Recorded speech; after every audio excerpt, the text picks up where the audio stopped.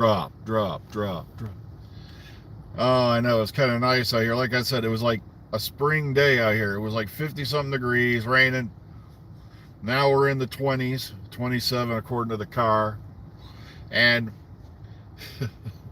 it's supposed to hit like 30 something, and it's going to drop over the course of the day.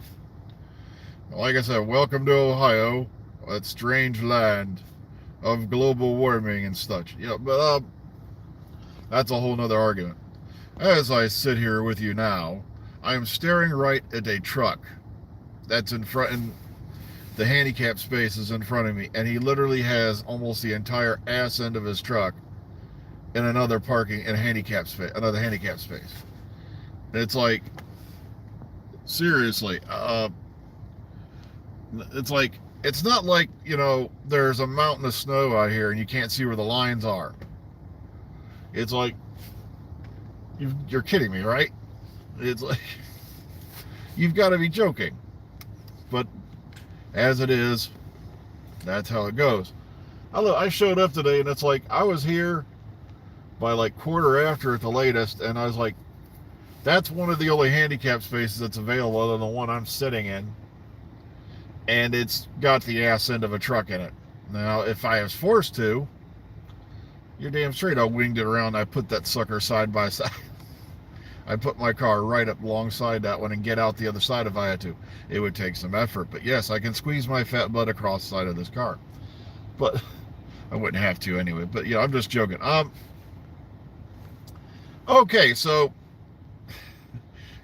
I'm dying laughing because that evil witch, that destroyer of worlds, along with her partner Chibnall, who are on a mission to destroy the one of the greatest sci-fi shows on the planet.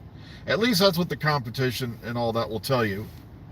Has been nominated for a Critics' Choice Award for Best Actress in a Sci-Fi Fantasy, along with a number of others. So I don't know. Like I said, it's going to be I have an eerie feeling they'll throw it at Star Trek, but that's just me, and I can't figure out why. But what can you do? But it's just amazing to me how Jodie's been nominated for awards.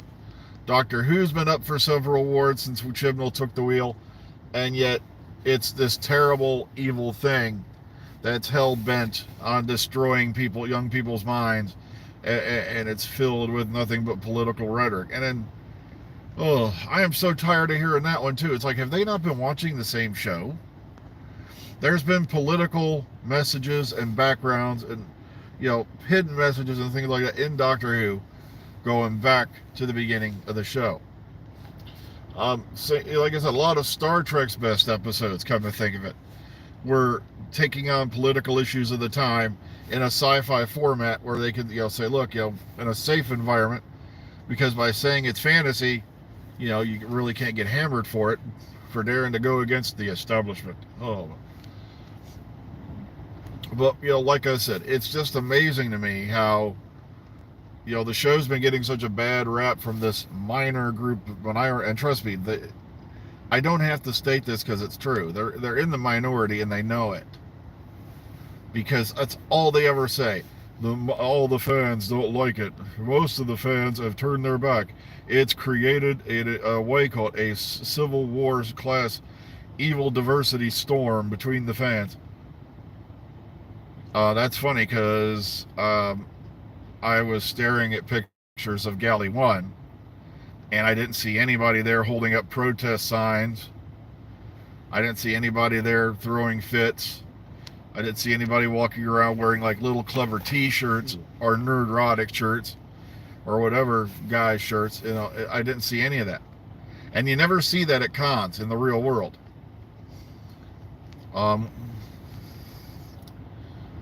My God, I'm like, wow. Nobody up this morning.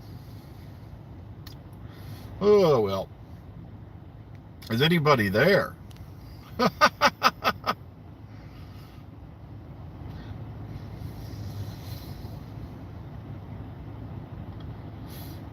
Come on, we at least normally have a few people here. Is everybody busy this morning?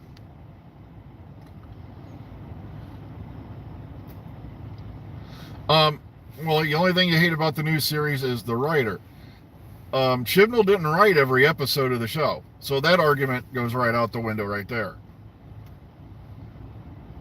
Just like I said, Moffat had his share of duds, but also, like I said, I don't blame him for In the Forest of the Shite. Even though it happened under his watch, that was that one author they brought in. I think I can't remember the guy's name off the top of my head. I don't blame him for that. That's not his fault. Same as it wasn't his fault Eaters of Light scored the lowest overnight rating of the whole modern series, which was under his watch. That's not his fault either. That's called the BBC shouldn't have aired the show on the same night as a major sporting event, because they knew that there was going to be no rating going on.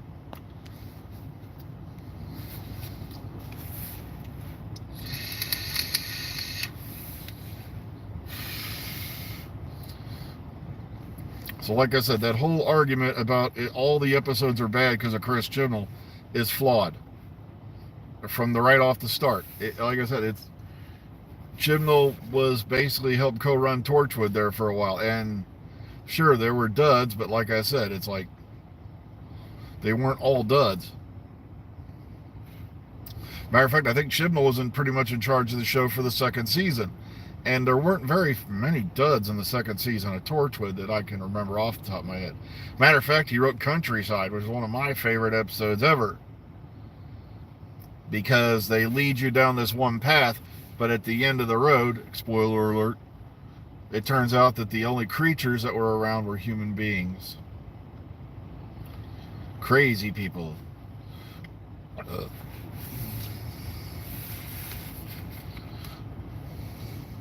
Also, he wrote 42, which is one of the better Martha Jones, David Tennant episodes.